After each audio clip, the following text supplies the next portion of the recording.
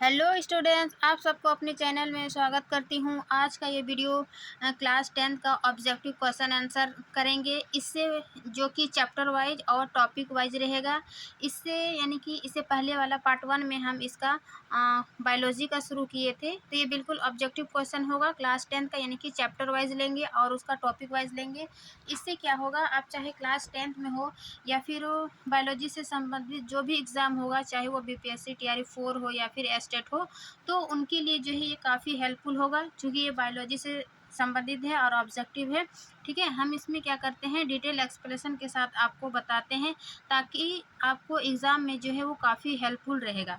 ठीक है, इससे पहले वाला वो जो है वो 1 से हम 25 तक बता चुके थे, यानी कि प्रश्न नंबर 1 से 25 तक बताए। आज हम 26 से, है ना, 26 से यहाँ पर 59 तक बताएंगे, यानी कि डेली एक पेज हम लेते हैं ऑब्जेक्टिव, ताकि जो है आप इतना क्वेश्चन मिनिमम 25 से 30 क्वेश्चन डेली आप पढ़िए और उसका एक्सप्लेनेशन देखिए। ठीक है, तो आपको बायोलॉजी काफ़ी मजबूत हो जाएगा, है ना।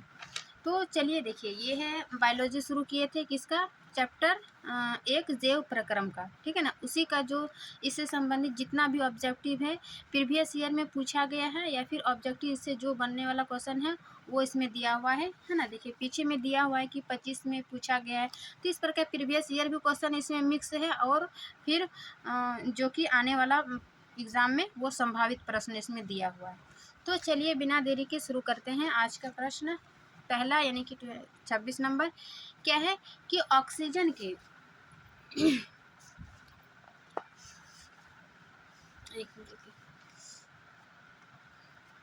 ऑक्सीजन के परिवहन के लिए जिम्मेवार रक्त का घटक है।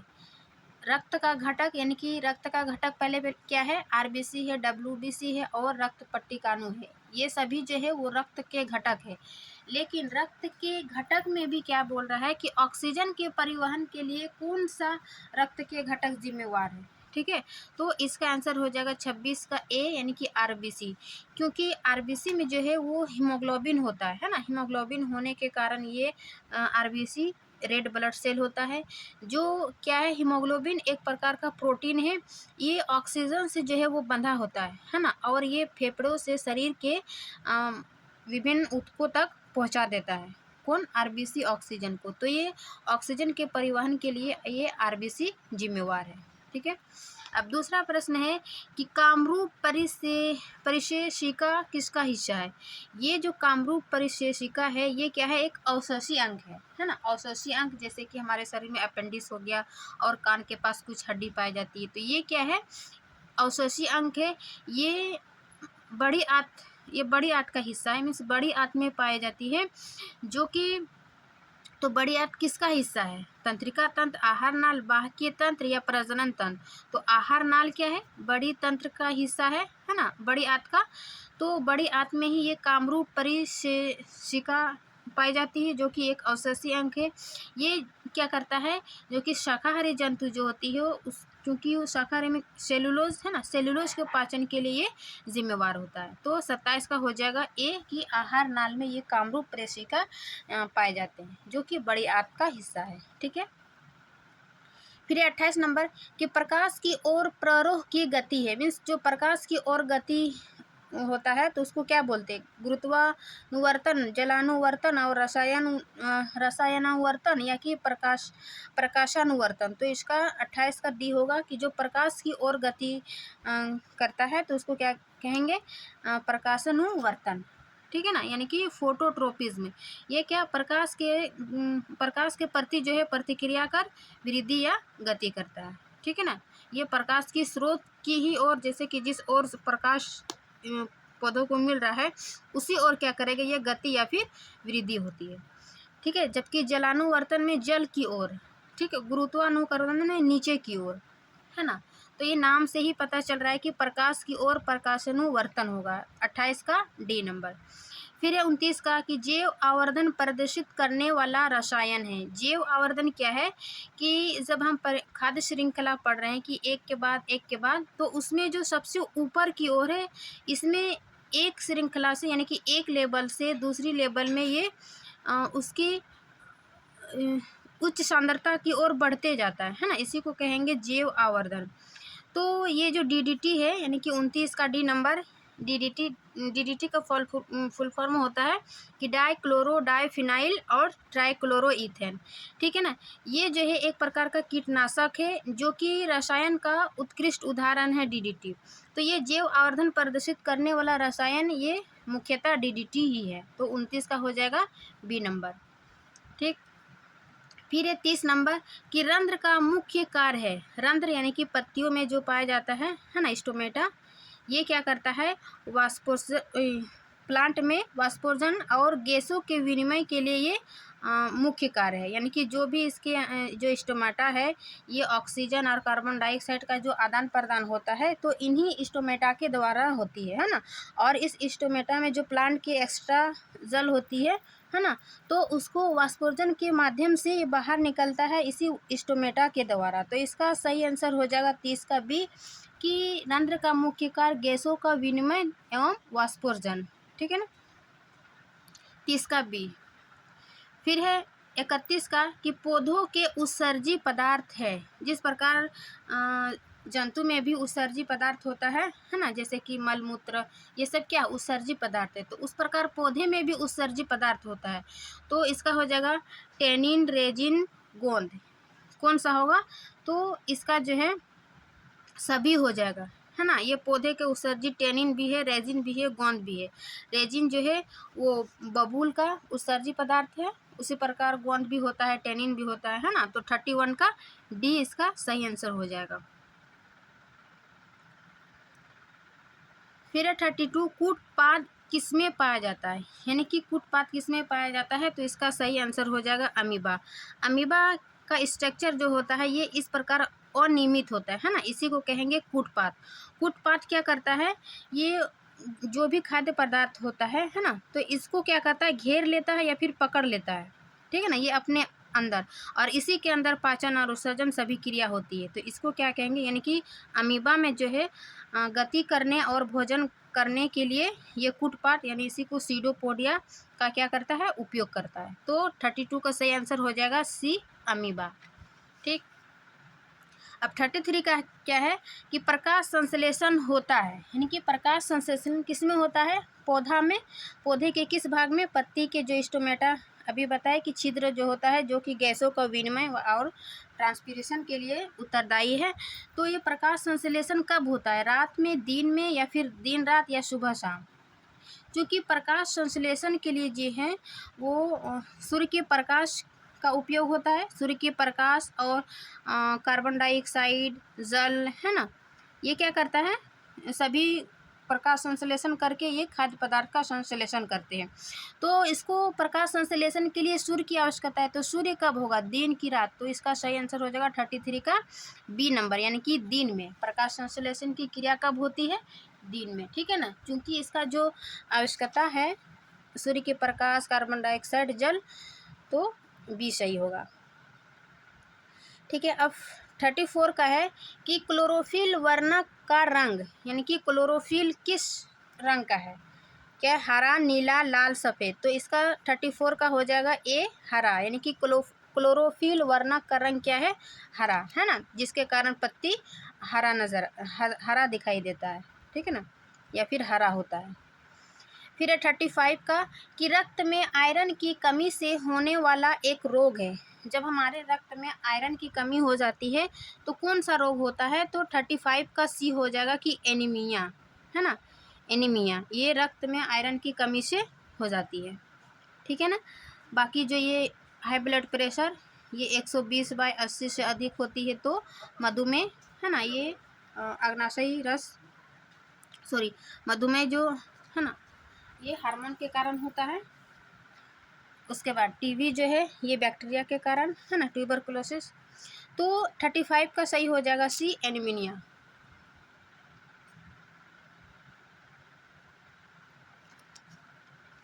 फिर 36 का क्या है कि कवक में पोषण की कौन सी विधि है ना, पोषण की विधि, कवक मीन्स फंगस में कौन सी विधि है, तो इसका सही आंसर हो जाएगा 36 का बी नंबर, मृत जीवी। मृत जीवी ये क्या होता है कि सड़े गड़े गोबर जो कि मृत होते हैं उनसे जो अपना पोषण प्राप्त करते हैं, तो इसको क्या कहेंगे, मृत जीवी, जबकि स्वपोषी जो प्लांट हो गया जो अपना भोजन स्वयं बनाते हैं, ठीक है। समभोजी में हो गया होलोजोइक, जो कि खाद्य पदार्थ को अपने अंदर समाहित कर लेते हैं, ठीक है। तो 36 का बी हो जाएगा मृत जीवी यानी कि सेप्रोफाइटिक फंगस में।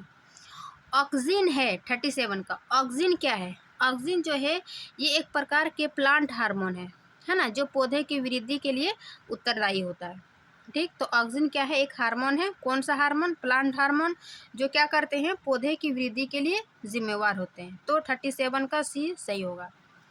फिर 38 कि मनुष्य में वृक्क संबंधित है यानी कि किडनी, ये मनुष्य से संबंधित है किससे? पोषण से, श्वसन से, उत्सर्जन से या फिर परिवहन से।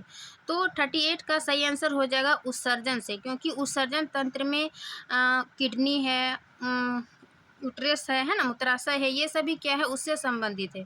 तो किडनी किससे संबंधित है? उत्सर्जन से, यानी कि जो भी हमारे अंदर अपशिष्ट पदार्थ होता है उसको छानने के लिए जिम्मेवार होता है ना। तो सी। फिर है 39 का, ये स्वपोषी पोषण के लिए आवश्यक है, यानी कि स्वपोषी कौन हो गया? प्लांट। तो इसके लिए क्या आवश्यक है?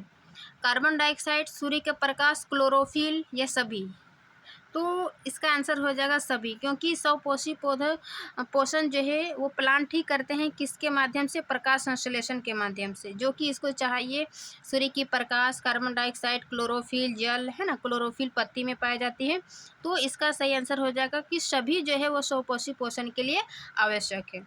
39 का डी। फिर ये 40 का कि प्रकाश संश्लेषण की क्रिया में ऑक्सीजन बाहर निकलता है, यानी कि जब प्रकाश संश्लेषण क्रिया होती है वो ऑक्सीजन बाहर निकलती है किससे? जल से, ग्लूकोज से, कार्बन डाइऑक्साइड से या डिक्टियोजोम से।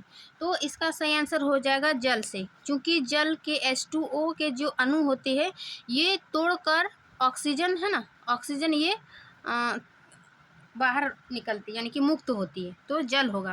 प्रकाश संश्लेषण की क्रिया में ऑक्सीजन बाहर निकलता है जल के माध्यम से, है ना, जल के अणु तोड़कर ऑक्सीजन बाहर होती है। फिर है 49 का, मैग्नीशियम पाया जाता है, मीन्स मैग्नीशियम किस में पाया जाता है? क्लोरोफिल में, वर्णी लवक में या लाल रक्त कण में या श्वेत रक्त कण में। तो इसका सही आंसर हो जाएगा क्लोरोफिल में, है ना, 41 का। चूँकि मैग्नीशियम जो है वो क्लोरोफिल में क्या करते हैं?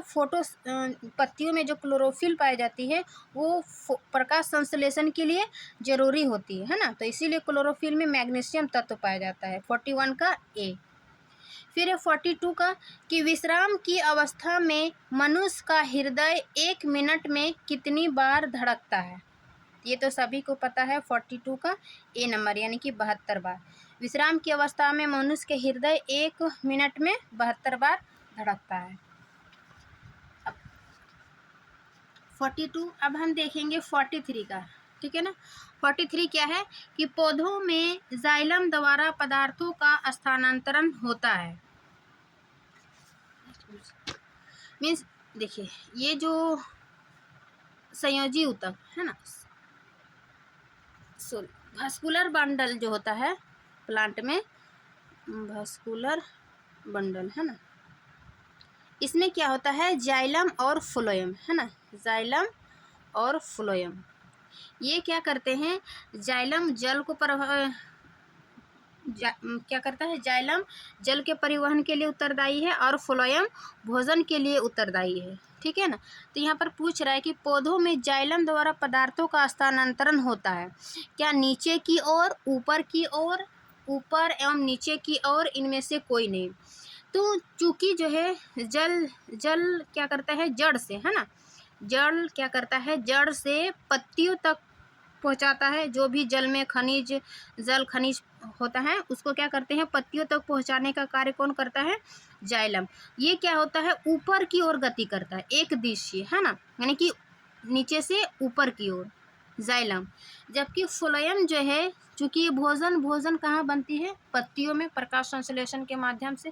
तो ये पत्तियों से पौधे के विभिन्न भागों तक पहुंचाता है, फिर विभिन्न भागों से जो भी इसको आवश्यकता है तो ये पत्तियों तक भी पहुंचाते हैं। यानी कि ये जो है फ्लोएम द्विदिशीय होती है, यानी कि ऊपर से नीचे और नीचे से ऊपर दोनों दिशाओं में होती है, जबकि जाइलम जो है वो केवल ऊपरी दिशा में होगा, एक दिशीय।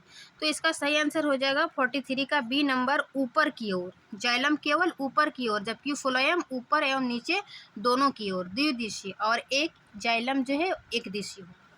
तो ये इंपॉर्टेंट याद रखिएगा।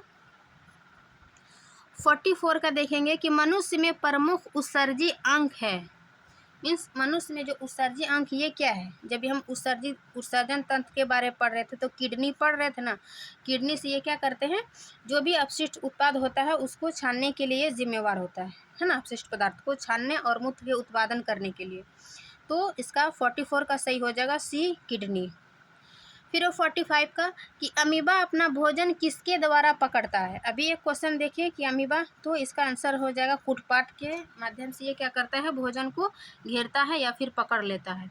और इस प्रक्रिया को क्या कहेंगे, फाइगोसाइटोसिस। एक ये याद रखिएगा, फाइगोसाइटोसिस है ना। ये कूटपाट के माध्यम से अपने भोजन को पकड़ता है या घेरता है ना। लेकिन इस प्रक्रिया को कहेंगे फाइगोसाइटोसिस। ठीक, 45 का बी नंबर। फिर है 46 का कि निम्नलिखित में कौन मलेरिया परजीवी है ना।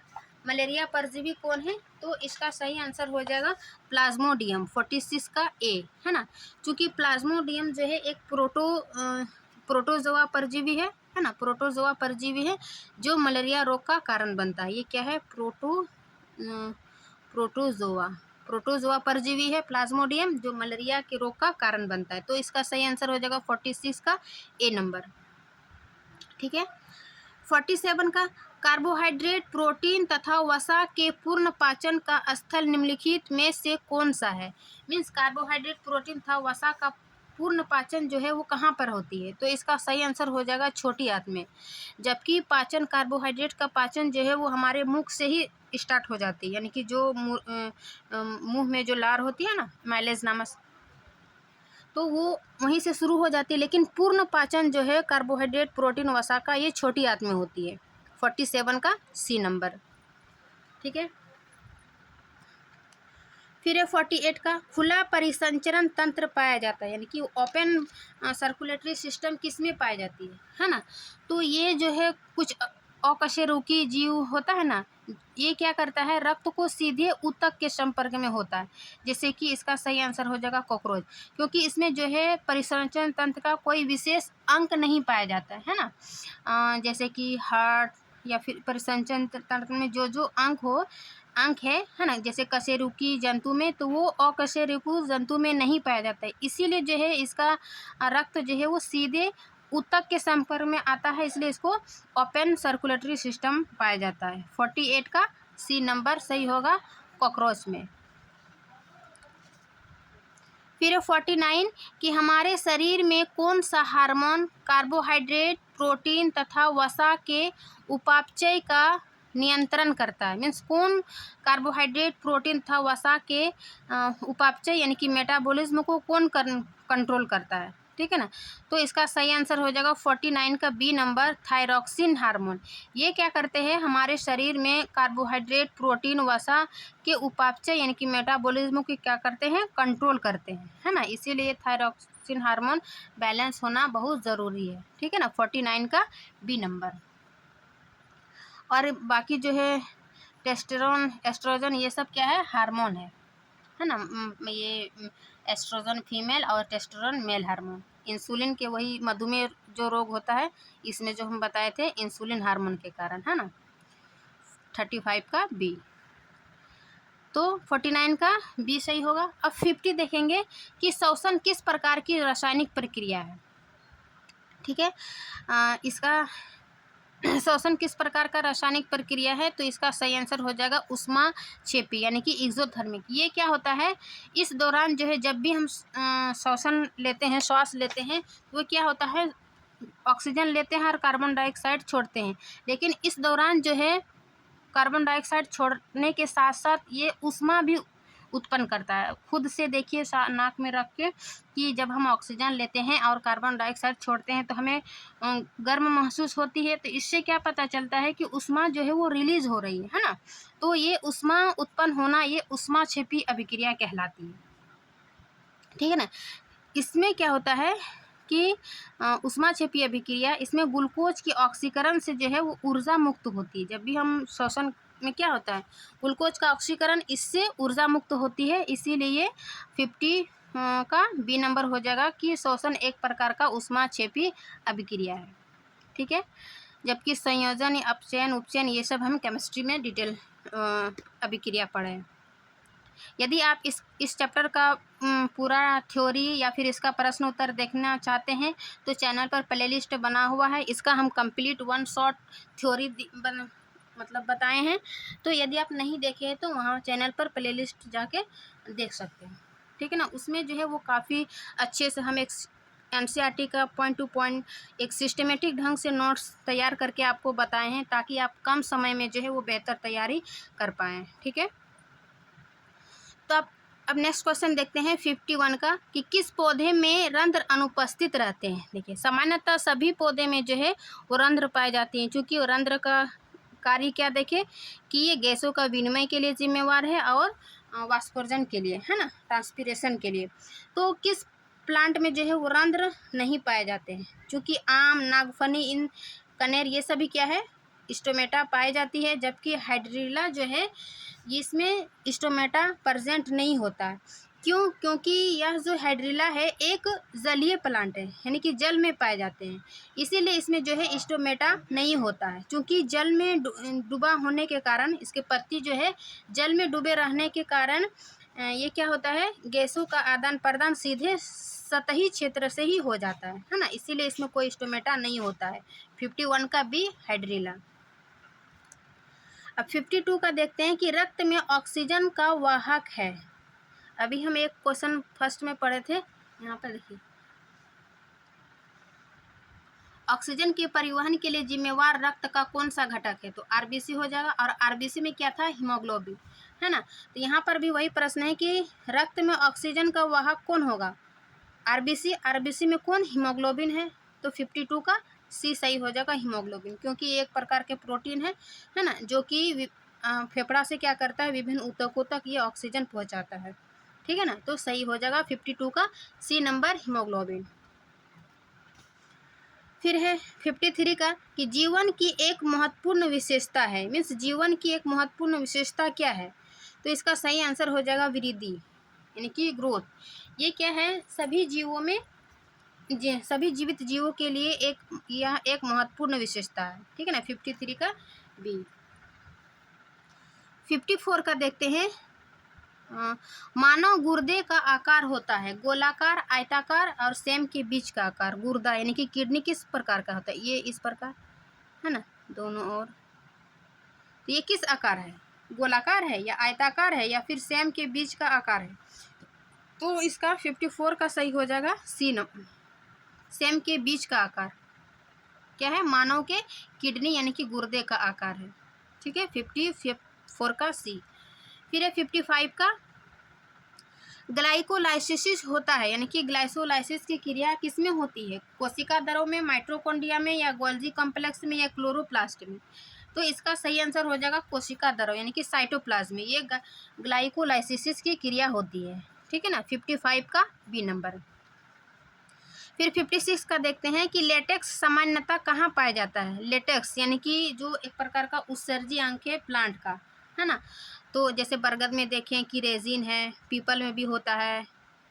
तो लेटेक्स सामान्यतः कहाँ पाया जाता है ना। तो इसका सही आंसर हो जाएगा, क्या इतना है, 56 पीला कनेर में, पीपल में, बरगद में, है ना। तो इसका हो जाएगा सही सभी, है ना, इनमें से सभी में पीपल, बरगद, लेटेक्स सामान्यतः पाई जाती है, ठीक है ना। लेटेक्स जो है यानी कि रबड़ के पौधे, पीपल, बरगद और कई प्लांट में जो है ये लेटेक्स पाए जाते हैं। तो पीपल, बरगद, पीला कनेर, इनमें से सभी में लेटेक्स पाए जाते हैं। 56 का ये क्या है, उत्सर्जी पदार्थ है, ठीक है। 57 का है कि मानव हृदय में पाए जाते हैं। मानव हृदय में क्या पाए जाते हैं? 3 वेशम, 5 वेशम, 4 या 2। तो मानव हृदय में बताए थे कि ये 4 चैम्बर के बने होते हैं, है ना। 4 चैम्बर क्या होता है कि 2 आलिंद, है ना, 2 आलिंद और 2 निलय, है ना। इधर हो जाएगा बायां अलिंद और बायां निलय, इधर दायां अलिंद और दायां निलय, है ना। तो इस प्रकार 4 चैम्बर होती है मानव हृदय में। 57 का बी। 58 का है कि मानव मूत्र में पाए जाते हैं, मतलब मानव मूत्र में यूरिया की प्रतिशत मात्रा होती है, मीन्स यूरिया की कितने प्रतिशत होती है मानव के मूत्र में। तो इसका सही आंसर हो जाएगा 58 का सी, 2%, है ना। 2% जो है यो यूरिया का प्रतिशत होती है। 59 है कि मस्तिष्क में विभिन्न सूचनाएं किस रूप में संचित होती है? चेतना, आवेग, उद्दीपन या फिर संवेदना। तो इसका सही आंसर जो जब देखिए कि मस्तिष्क में जो है मुख्य रूप से विद्युत और रासायनिक संकेत के रूप में होता है, लेकिन और ये संकेत जो है वे आवेग के रूप में तंत्रिका कोशिकाओं के माध्यम से प्रभावित होता है ना।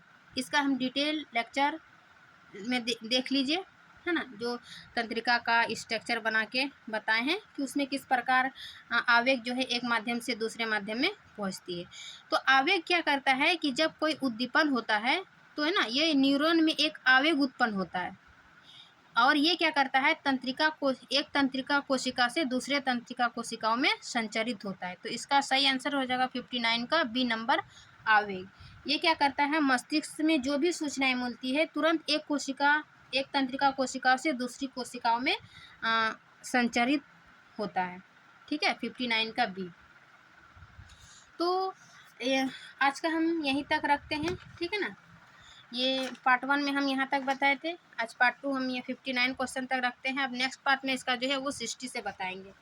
तो आशा करती हूँ कि ये वीडियो जो है अच्छी लगी होगी। अच्छी लगी तो लाइक एंड सब्सक्राइब ज़रूर करिए। मिलते हैं इसके नेक्स्ट पार्ट में, तब तक के लिए थैंक यू।